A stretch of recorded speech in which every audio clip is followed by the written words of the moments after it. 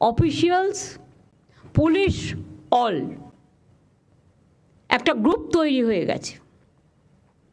খালি জায়গা দেখলেই লোক বসিয়ে দিচ্ছে। বলুন তো, একেতে সেন্ট্রাল গভর্নমেন্ট টাকা দিচ্ছে না, তারপরে আমি কটা রাজ্যকে টানব? বাংলার আইডেন্টিটি নষ্ট হয়ে যাচ্ছে কেন বুঝতে পারছেন না? আপনার টাকা খাওয়ার জন্য এবং আপনাদের টাকা খাওয়ার জন্য।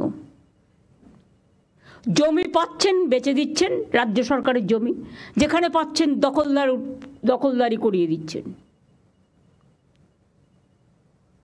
ওয়ার্স্ট পারফরমেন্স মিউনিসিপ্যালিটিগুলোর। কেন তৈরি করা হয়েছিল আমি জানি না।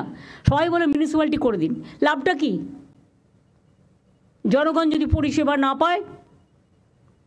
হাওড়াতে কেন এখনো কনজারভেন্সির কোনো সিস্টেম নেই? কেন নেই? আমি আরবান ডিপার্টমেন্টের মেয়রকে জিজ্ঞেস করব। আমি উত্তর এখন চাই না, পয়েন্টগুলো নোট করে নিন।